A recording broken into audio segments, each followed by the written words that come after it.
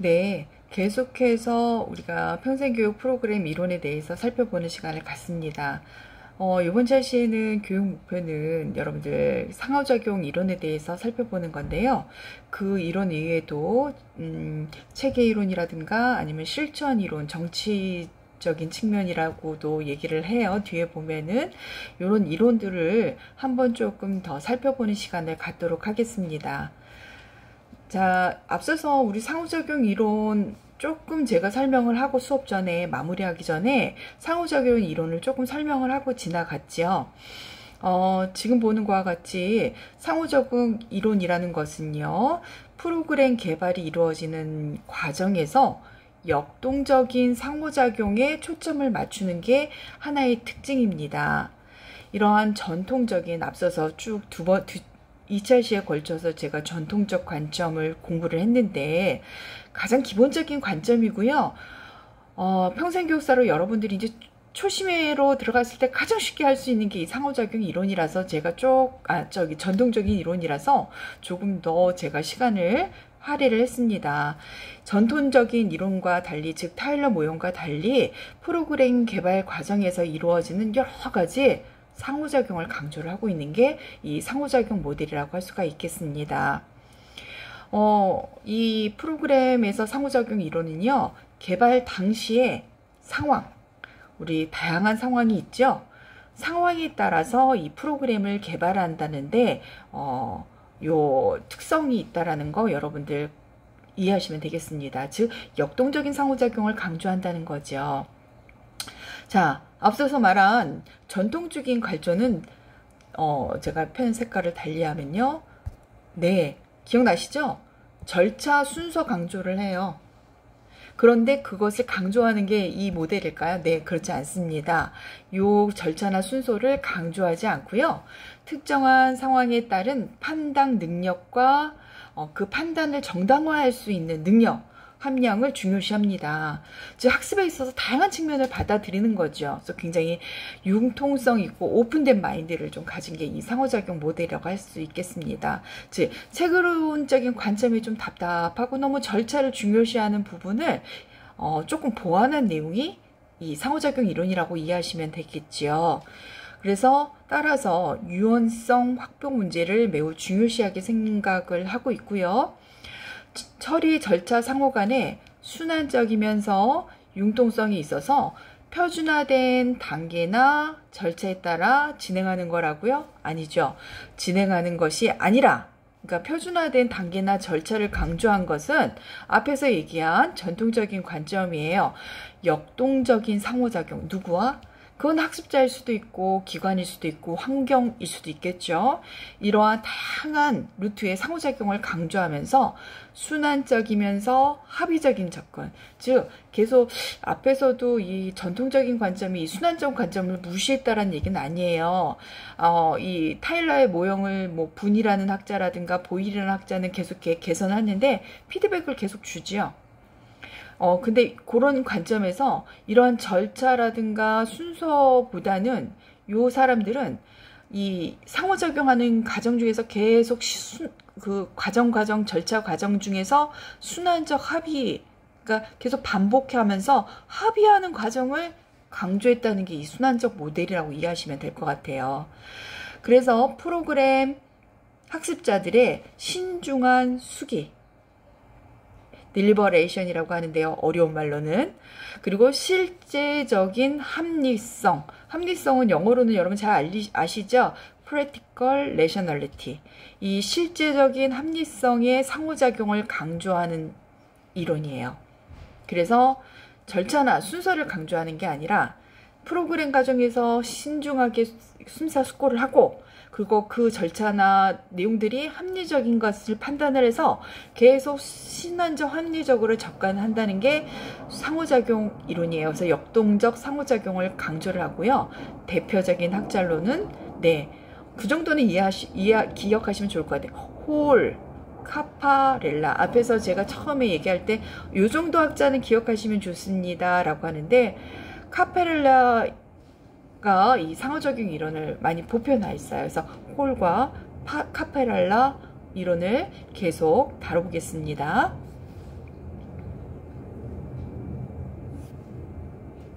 먼저 홀을 살펴볼까요? 학습자를 위한 프로그램을 계획을 할 때 인간의 경험을 고려한 다양한 요소들이 상호작용하고 이러한 측면을 포함해야 된다라고 얘기한 학자가 홀이에요. 홀은요, 교육은 실천적이에요. 그러니까 이론이 아니라 실천 현장에 있는 것이기 때문에 따라서 협동, 코퍼레이션을 강조를 했고요. 학습은 일반적으로 특수한 상황에서 발생한다고 이 홀이라는 학자는 믿었습니다. 그래서 상황 중심적이고 그리고 그 여러 가지 상황을 협동적으로 해결하려고 하는 모색한 게 상호작용적 모델이라는 거 여러분들 이해하실 수가 있겠죠. 그래서 홀이란 학자는요, 앞에서도 얘기했는데 프로그램 개발을 7가지 과정에 맞추어서 기본적인 시스템으로 다음과 같이 제시를 했습니다. 자, 한번 살펴볼까요? 첫째, 학습은 구체적인 상황에서 발생을 하고 그 상황으로부터 영향을 받는다. 그래서 학습이 이럴 땐 어떤 구체적인 상황을 강조했고요. 상황 맥락을.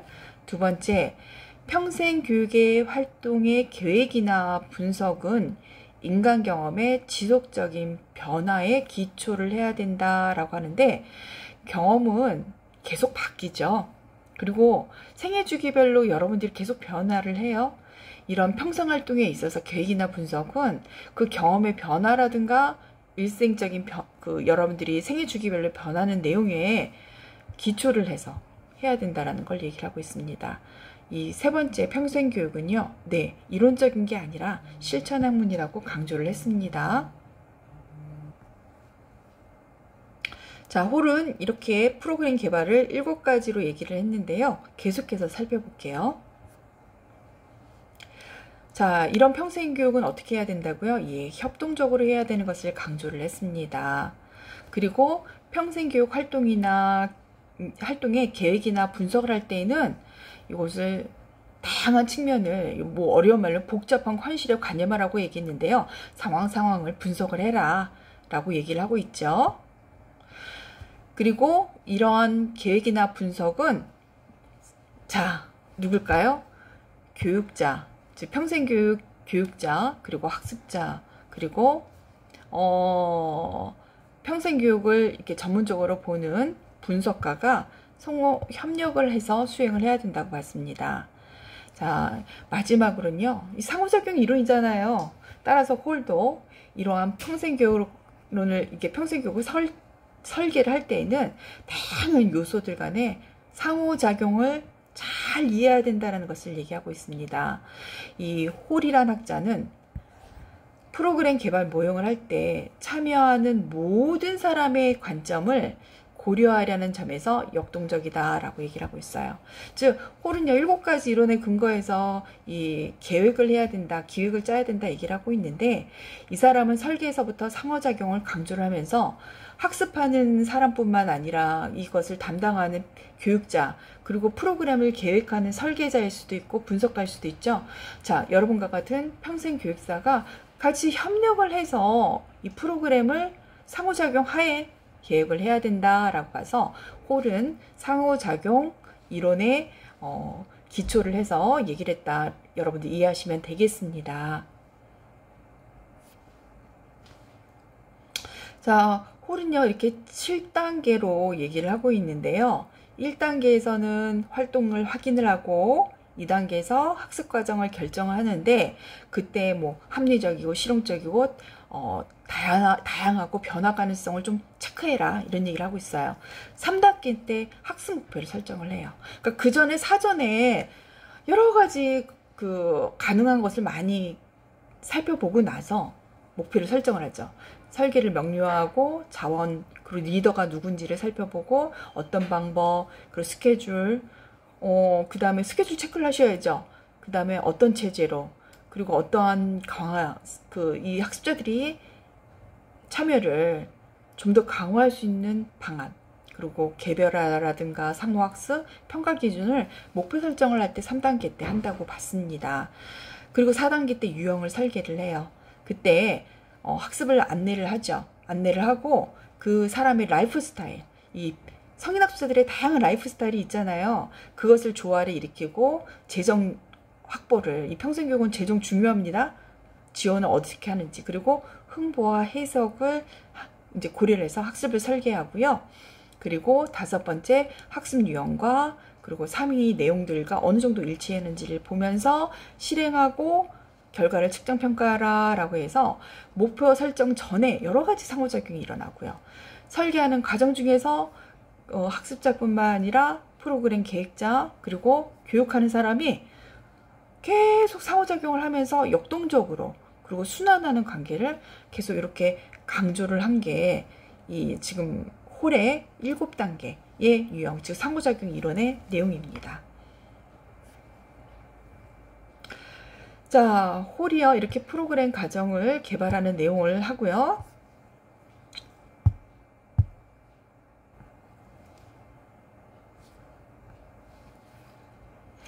이와 같이 상호작용 이론은요, 이제 이름이 여러 명 나와요. 그러니까 이제 어렵게 생각하지 말고 딱 2사람 기억하시면 돼요. 홀하고 카파엘라. 이 2사람이 아까 얘기했듯이 역동적인 상호작용 이론을 강조를 했다라고 여러분들 기억하시면 될 것 같아요. 자, 그러면 이제 이번 차시에는 이제 카파엘라 살펴보겠습니다.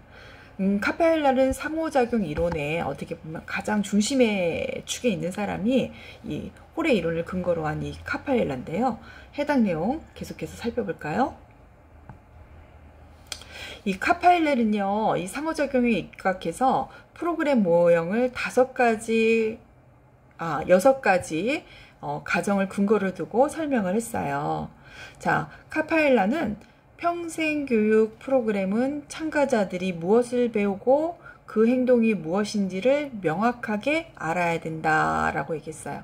따라서 첫 번째는요, 참가자들이 여기 참여를 하는데 뭘 배우는지 모르면 어떡하겠어요. 그러니까 뭘 배우고 또 그 행동이 무엇인지 명확하게 먼저 알 것. 2번째는 평생교육 프로그램 개발은 체계적으로 사전에 계획된 가업은 물론 때에 따라서는 순차적으로 내려야 하는 여러 가지 결정을 포함한다라고 얘기를 했어요. 그러니까 우리가 앞에서 얘기한 목표 선적을 하면서 어떤 내용을 구체적으로 배우는지 알잖아요. 그러면서 상황에 따라서 그 때에 따라서는 이 계획된 가업들마다 결정이 필요해요. 그죠? 의사결정이 필요한데 그 의사결정은 아까 얘기했듯이 학습자나 교육자나 아까 얘기했듯이 프로그램 이렇게 관리하는 이 3사람들의 계획된 가업이 순차적으로 이렇게 상황껏 역동적으로 내려야 하는 다양한, 그러니까 순서에 따라서 변동할 수도 있고 융통적이 있는 결정이 포함된다는 거죠. 그러면서 3번째로는 이러한 개발은 우선순위가 있어야 되고요. 아까 얘기했듯이 그 우선순위에 따라 과업이 있어야 되고요. 무엇을 배워야 되는지 알아야 되니까 사람들과 복잡한 여러 가지 이벤트성 상호작용도 고려를 해라 얘기했어요. 따라서 이 평생교육 프로그램 개발은 조작적인 노력이 아니야. 이 조작적인 노력이라는 것은 아까 전통적이고 합리적인 모델의 근기 이게 조작적인 노력이거든요. 그게 아니야. 협동적인 노력에 근거한 게 이 상호작용적인 모델이 될 수가 있겠습니다. 그래서 이러한 평생교육 프로그램은 하나의 예술, 아트다. 실제적으로는 예술이다. 그러니까 어떤 설계가 예술이라 할 수 있다. 상황에 맞춰서 다양하게 융통성이고 어떤 결정이 포함되면서 복합적인 측면이 많다. 따라서 마지막으로 유능한 평생교육 프로그램 개발자는 실습을 통해서 프로그램 개발 방법을 배울 수 있다라고 했어요. 그러니까 아까 놀스가 앞에 이제 전통적인 관점에서 놀스가 그 프로그램 개발을 할 때 이 프로그램 개발자는 전문적인 역량과 능력이 필요하다고 봤죠. 근데 이 카파렐라는 이 프로그램 개발하는 데 있어서 상호작용이 무엇보다 중요하기 때문에 이 프로그램은 실질적으로 이렇게 실행하는 과정이 하나의 예술이고 그 아트와 같은 과정 속에서 즉 실천 과정 속에서 어떻게 해요? 프로그램 개발 방법을 프로그램을 관리하고 계획하는 프로그램 평생교육사가 배울 수 있다고 봤습니다. 여러분들도 내용은 배우지만 실제로 이제 현장에 실습에 나가서요. 프로그램을 실제로 개발을 해보고, 그죠? 프로그램을 실제로 개발을 해보고 실습을 하면서 어떻게 돼요? 하나하나 과정을 배우잖아요. 그래서 왜 우리가 평생교육사 이 자격증을 딸 때 왜 실습이 필수겠어요? 네, 여러분들이 실제로 실습 과정 중에서 프로그램을 기획하고 개발하는 과정에 들어가 보고 그런 과정 중에서 실습을 해보는 과정 중에 실질적으로 프로그램 개발에 진정하게 필요한 게 무엇이라는 것을 이러한 상호작용 속에서 배운다라는 것을 여러분들이 이해할 수 있겠죠. 그래서 카페렐라는 이렇게 무엇보다 프로그램 과정 중에서 학습자와 그 프로그램 교육하는 사람, 그리고 프로그램을 기획 개발하는 사람들 간에 이런 다 복잡다단한 상호작용을 강조하기 때문에 상호작용 이론의 대표한 학자라고 제가 아까 두 사람을 꼭 기억해 놓으라고 했지요. 붕과 카파엘라. 자, 이렇게 카파엘라는 자신의 상호작용의 모델을 기초하고 있는 4가지 전제에 대해서 다음과 같이 설명을 했습니다.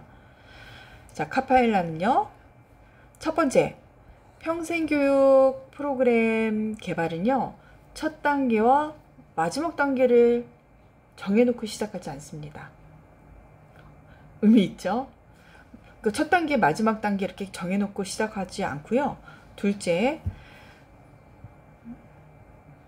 이건 이제 전통주의 관점에서는 어떻게 그런 개발하라는 거야? 그렇게 얘기가 나올 것 같아요. 두 번째, 상호작용 모형에서는요, 여러 가지 활동이 수반될 때 사용되는 가치나 기대, 여러 가지 권력이라고 얘기했는데 파워죠. 뭐 학습자 간의 파워일 수도 있고요. 뭐 학습자와 교육자와 아니면 뭐 기반 개발자들의 권력들 간에 요런 그 활동이 이런 여러 가지 가치라든가 기대라든가 권력 파워가들이 고려해야 된다는 얘기죠. 평생교육 프로그램에서는 다양한 상황 맥락이나 문화적 가치가 영향을 미친다. 그래서 프로그램 개발에 있어서 이런 다양한 가치적인 맥락이라든가 문화적인 맥락의 타당성을 확보해야 된다라고 보고 있죠. 네 번째, 평생교육 프로그램 개발가에게는 특정 프로그램의 개발 모형을 고수하기보다는 상황, 제가 빨간색으로 고칠게요. 이런 상황을 정확하게 파악을 하고요. 이에 유연하게 대처를 해서 상황에 적합한 프로그램을 개발하는 역량을 무엇보다 강조를 했습니다. 즉, 이 카파엘라는요, 시작하고 마지막 단계를 너무 고민하면서 하지 말고 다양한 상황 맥락이라든가 문화적인 가치를 고려를 해서 이 프로그램을 개발을 해야 돼. 그래서 따라서 이 역동적인 상황을 매우 강조를 하면서 상황에 적합한 프로그램을 개발을 해라. 그러니까 어떻게 보면 정통적인 합리적인 모델과는 좀 대치점이 있는 그런 프로그램이라고 여러분들이 기억하시면 되겠습니다. 자, 그래서 카파엘라 이론은요, 프로그램 개발이 순서대로 진행된다고 얘기했을까요? 아니죠. 순서대로 실시되지는 않고요. 개발가가 원하는 단계부터 시작을 할 수 있다라고 했어요. 이것도 좀 획기적이네요. 원하는 단계부터 시작을 할 수 있다. 그러면 우리 그래도 단계가 있어요. 이 상호작용 이론에서 카파렐라의 이 상황적 모델도요. 보면 먼저 상황 분석을 해라. 두 번째, 제가 색깔을 좀 바꿀게요. 상황 분석을 하고 그 다음에 확고한 지원 체제를 구축을 해라. 이 지원 시스템이 있어야죠. 우리 기관에서 실시되는 여러 가지 지원 시스템을 먼저 확인을 해야 돼요. 세 번째는 프로그램의 아이디어를 확인하는데 아마 전통적인 모델에서는 먼저 프로그램의 아이디어를 먼저 확인을 했을 거예요. 근데 이 상황 모델에서는 상황을 먼저 분석을 하고 지원 체제를 구축을 하고 그 다음에 아이디어를 확인하고 아이디어의 분류와 다양한 아이디어를 분류하고 우선순위를 설정을 해라. 그 다음에 목표가 설정이 수립이 됩니다. 다섯 번째, 이 상황을 분석을 해서 아이디어를 확립을 하고요. 그 아이디어의 우선순위를 한 다음에 교육 목표가 설정이 된 다음에요. 목표가 설정이 되면 교수계획이 설계되겠죠. 그 다음에 학습 전이 계획을 수립해라 라고 해서 이 7가지의 개발 순서를 얘기했지만 아까 얘기했듯이 우선순위는 여기서 순서대로 실시하지 할 필요는 없어요. 원하는 단계부터 해야 돼요. 학습 전이 계획 순위부터 할 수 있고요. 목표 수립한 후에 상황을 분석을 할 수도 있어요.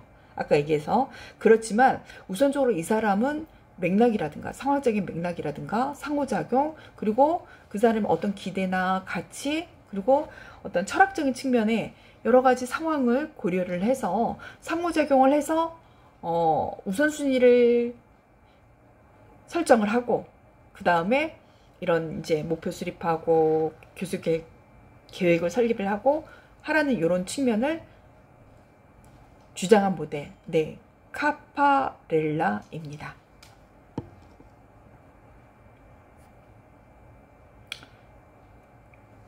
자, 그러면서 이제 계속해서 카파렐라도요, 평가 계획을 수립하고 그러면서 제어 및 프로그램 결과에 대한 의견도 교환하고, 그 다음에 그런 과정 중에서 이제 형식, 스케줄 보면은 이 프로그램을 할 때 어떤 경우에는 한 주간 할 수도 있지만 4주, 평생교육 프로그램 뭐 1년간 장기간으로 가는 경우는 드물어요. 뭐 8주 이런 스케줄을 짤 때 이제 언제 4월 달에 할지 5월 달에 할지 분기별로 할지 뭐 이런 거 스케줄도 하고 스텝의 요구들도 파악을 해본 다음에, 자, 중요합니다.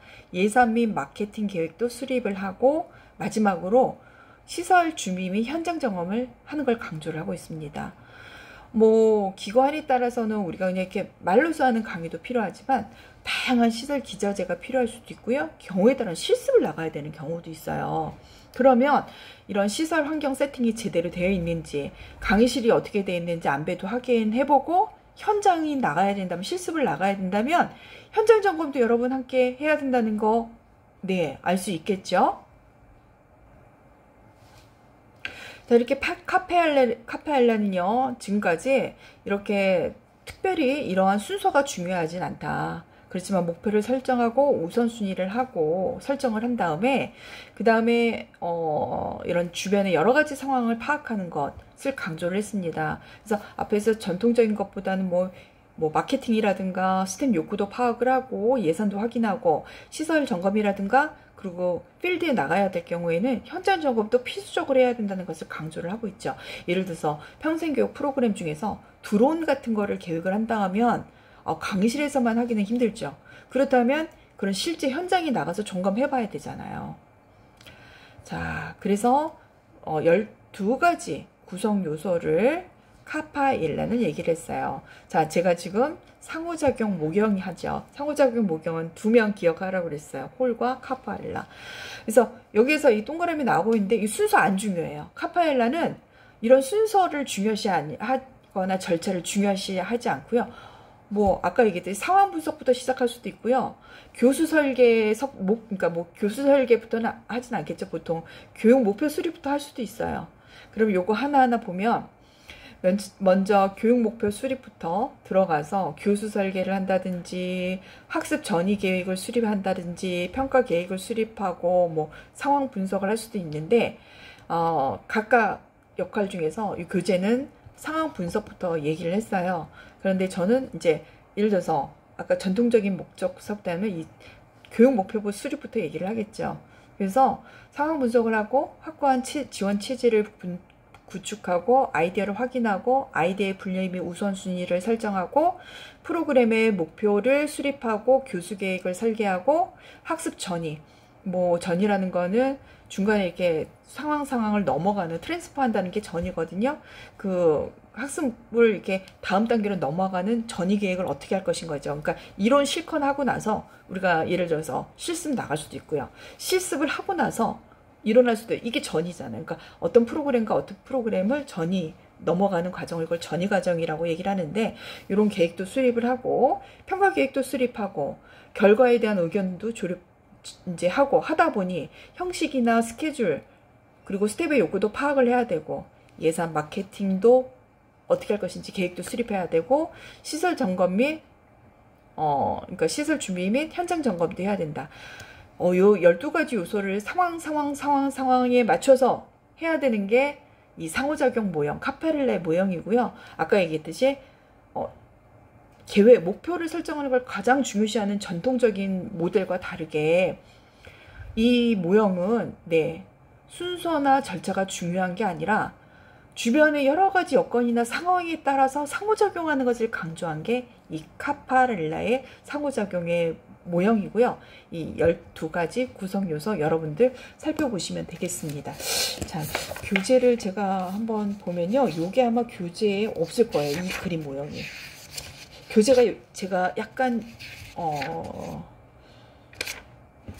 어쨌거나 교재에서 여러분들 볼 수도 있지만 요거 제가 강의 PDF 파일 올려줄 테니까요. 너무 걱정 안 하셔도 됩니다.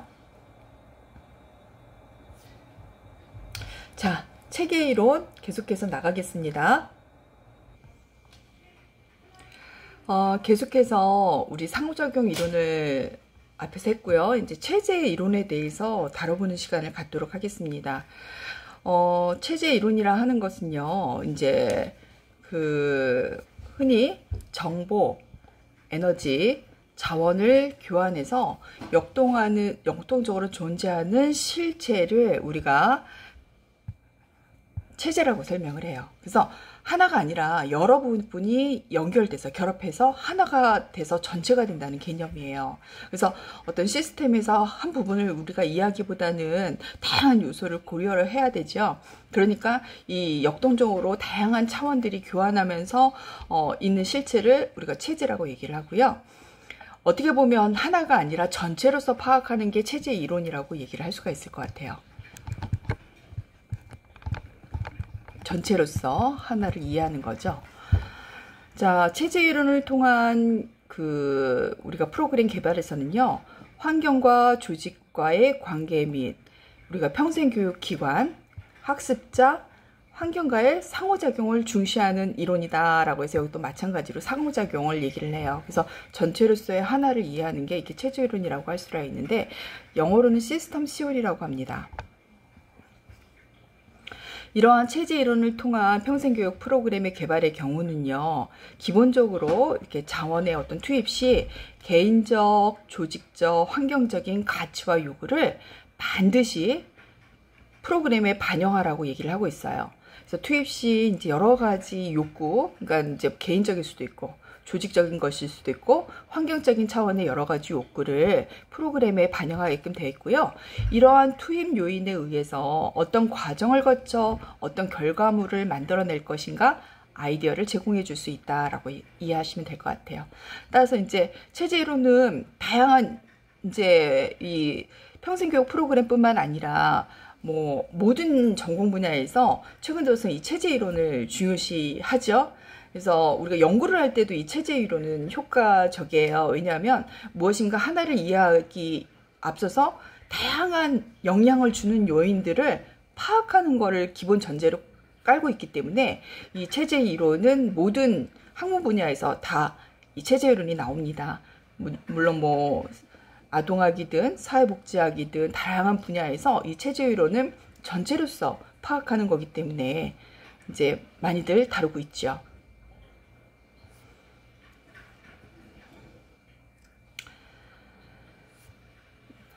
체제 이론의 대표적인 학자는 코왈스키예요. 자, 코왈스키는 저서 성인 교육의 조직과 기회라는 것에서 이제 성인 교육을 이 사람 평생교육 프로그램 개발 투입 모형을 하면서 투입 과정 산출의 기본 틀을 제시를 했습니다. 투입에서는 아까 얘기했듯이 개인적인 욕구뿐만 아니라 조직적인 욕구, 환경적인 욕구 세 요소로 분류를 하고 이것이 다시 세 가지 요소들이 가지고 있는 각각의 가치관이나 요구와 연계되어서 평생교육 프로그램이 개발되는 것에 반영된다고 보았습니다. 그래서 이 체제 이론은요, 이제 제가 써보면 인풋, 투입, 그 다음에 프로세스, 그리고 아웃풋. 이 투입과 그 다음에 과정, 그리고 아웃풋의 과정을 강조하는 게 코알레스키인데요. 이때 이제 투입할 때 개인적인 거나 조직적인 거나 환경적인 요구를 고려해서 하라는 내용이 들어가 있죠.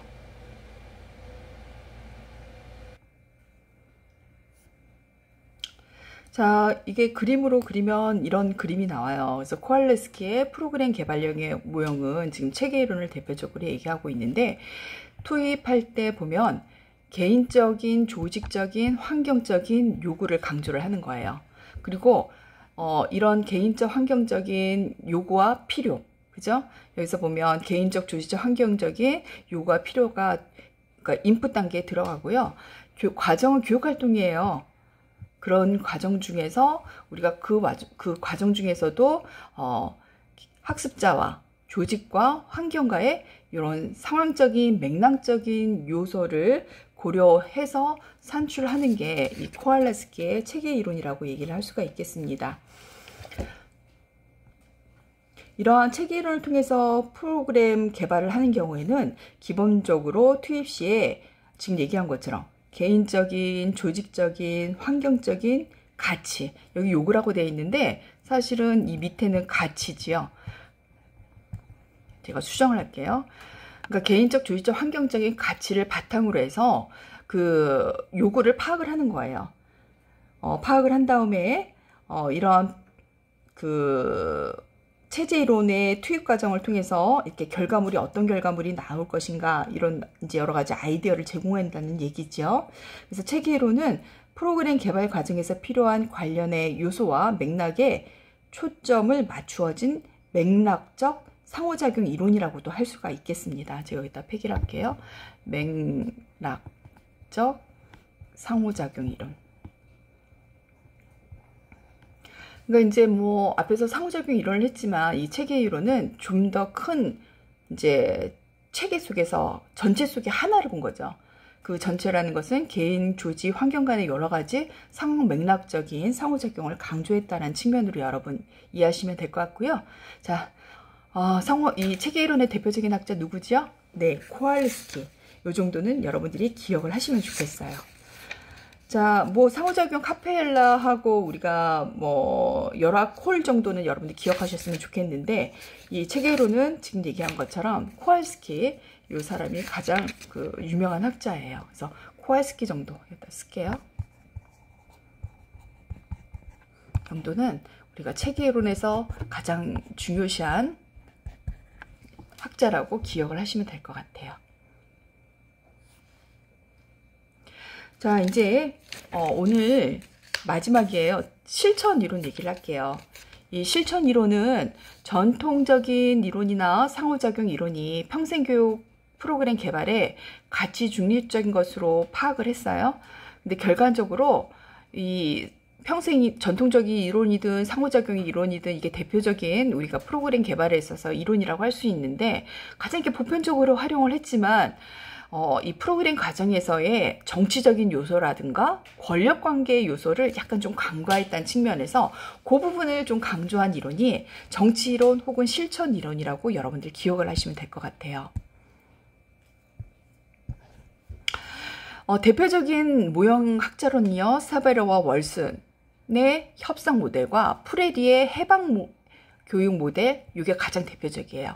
그래서 실전 이론 하면 세베르와 월슨의 협상 모형, 프레리의 해방 교육 모형, 이렇게 기억을 하시면 될 것 같습니다. 그래서 여기서 먼저 우리가 이 세베르와 월슨 모형보다는 프레리의 그 해방 모형이 더 많이 이 정치 혹은 실천 이론으로 알려져 있는데요. 이 프레이리는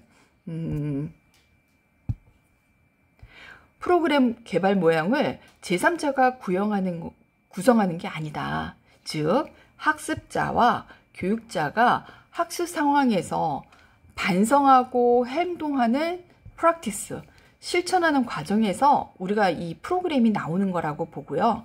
이러한 프로그램을 프랙시스, 즉 실천 과정으로 이루어진 거예요. 그러니까 이 그러니까 보면은 문해 교육이라고 흔히들 얘기를 하는데, 뭐 이렇게 맨 처음에 교육에서 이제 가난한 사람들을 위한 문해 교육을 많이 있어요. 그런데 그때 학습자에게 정말 이 친구들에게 필요한 여러 가지 가치 있는 교육적인 곳에서 그 가치를 학습하는 실전 과정으로서 이 프레일은 이해를 했다는 거죠. 그래서 이런 학습의 과정을 정치적으로 해석을 했을 뿐만 아니라 경우에 따라서는 해방운동으로까지 이렇게 파악을 한 게 프레일의 이론이에요. 그래서 여기서 아까 얘기한 것처럼 권력이라든가 정치적인 요소를 고려한 게 이 프레일과 서브로 월슨 이론이라고 할 수가 있는데, 이렇게 학습하는 것 자체가 무엇인가 실천하는 과정, 즉 프락시스의 과정이라 얘기를 한 프레일과 마찬가지로 이제 그 서메로와 월슨은 이 서메로가 아니라 여기 지금 서베로인데 지금 오타가 났네요. 서베로와 월슨은요, 이 협상 모델에서 뭐라고 얘기를 하고 있냐 하면 프로그램 개발자들이 정치적인 책임과 행동에 관심을 두고 있어서 협상 모양이라고 한다. 지금 정리를 하고 있습니다. 실천 이론은요, 이렇게 절차보다는 총체적인 과정으로 파악을 했어요.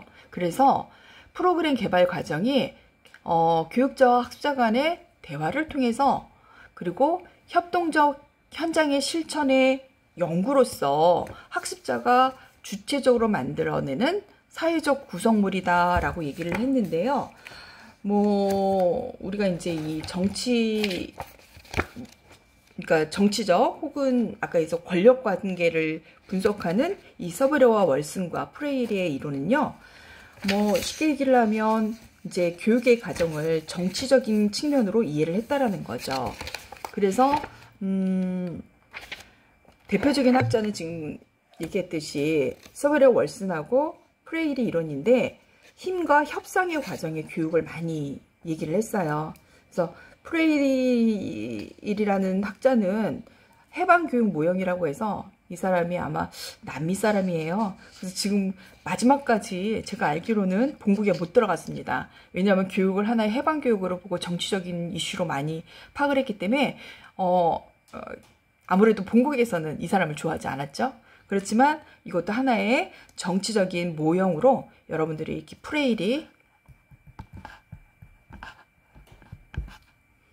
해방교육 모형과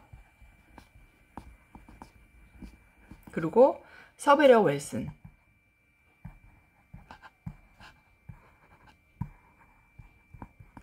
협상 모형 둘 다 지금 얘기한 것처럼 이게 교육에 있어서 평생교육 프로그램에서 정치적인 측면을 많이 강조를 했다는 거, 그리고 이걸 하나의 파워, 권력적인 요소로서 이런 학습적인 프로그램을 갖다가 이해를 했다는 측면에서 보편적이진 않죠. 보편적이진 않지만 왜 민중봉기라든가 뭐 여러 가지 혁신을 일으켰을 때는 이것도 평생교육 프로그램의 하나로서 여러분 이해하셨으면 좋겠습니다. 자, 그래서 평생교육 프로그램 개발론에서 보면요, 이 지금 얘기한 것처럼 정치적 이론, 이 협상 이론 이런 데에서는 어떤 주제, 즉 우리가 교육의 목표라고 얘기를 했겠죠. 할 때는 사회 현실을 먼저 이 밑바탕을 이해한다라는 거죠. 그게 가난일 수도 있고 어떤 권력 간의 다툼일 수도 있고 이런 것을 이해하는 과정이죠. 그러면서 이 주제 연구를 이 학습자하고 교육자하고 이렇게 함께 상호 이해를 하면서 대화와 상호작용을 통해서 교육 프로그램을 만든다는 거죠. 그럴 때는 왜 토론도 하고 문화 서클 활동도 하고 주제의 시각화 자료도 제시를 한다고 얘기를 했는데, 우리 왜 예전에 보면 가난한 그 지역을 중심으로 해서 이렇게 혁신적인 교육가들이 프로그램들이 들어가서 글자 교육 수업부터 시작해서 정치화 교육까지 막 시킨 그런 케이스가 있잖아요.